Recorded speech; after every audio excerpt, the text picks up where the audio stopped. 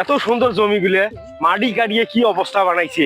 এই কষ্টই কত কষ্ট করিয়ে এই নদী পার হয়ে আনু, দেখ এই পানি পার হয়ে আনু। এখন ওই টাকা বাড়ি দেখবে যে কত কষ্ট মর, জাদুয়েরা টেকার লবতে জমিনে খুঁড়িয়ে কি অবস্থা করছে।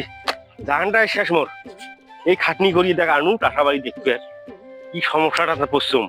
এত সুন্দর জমিগুলো আনাচুরি করলে কিন্তু হইলে হয়, আর সেই জমিগুলো মাটি কাটিয়ে কি নামা করিয়ে দেখ কত কষ্ট মরে। আসসালামু আলাইকুম দাদা। ওয়ালাইকুম আসসালাম।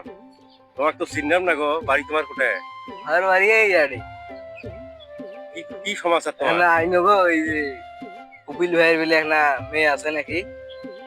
এই হ্যাঁ, কেমন গো, লোক কেমন? লোক তো ভালো। এখন একই গ্রামে থাকি, এখন এ বাড়ি ও বাড়ি মানুষের তো নানান কথাবার্তা কাটাকাটি হয়। মানুষ তো ভালো।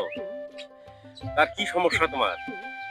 আরে মেয়েটা দেখে আসছিল, বিয়ের আলাপ করবে এসছে? বিয়ের আলাপ করে জন্য না করা যায়, খাওয়া ভালো, মানুষটাও ভালো। খুব কষ্ট ভাই, মুই এই যে ওই পাকাই ওই উচিয়া জমিগুলো সবগুলো নামা করে ফেলাইছি। এই যে কষ্ট করি পার হানো মুই আসছি দেখতে গিয়ে খুব আশা, বুঝছেন? এই জমিগুলো যে উঁচা থাকলে আনাচরি করে ফেলি না হয়।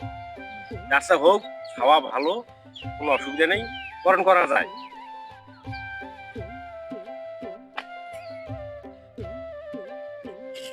আচ্ছা দাদা, তাইলে থাকেন, ওই বাড়ি গেলে খুব ভালো কথা কইলেন। আচ্ছা যাও, মানুষ ভালো, কোনো অসুবিধা নেই, যাও। আরো একটা চাষা দেখুন সামনে, আমি পুষ করম যায় কি কয়। চাষা বেলা দিন আনি হয়েছি, কপিলের মেয়ে কোনা কেমন ভাই? লোকটা কেমন? আছে, ভালোই আছে লোকটা। কে কি কি বে কি ব্যাপার?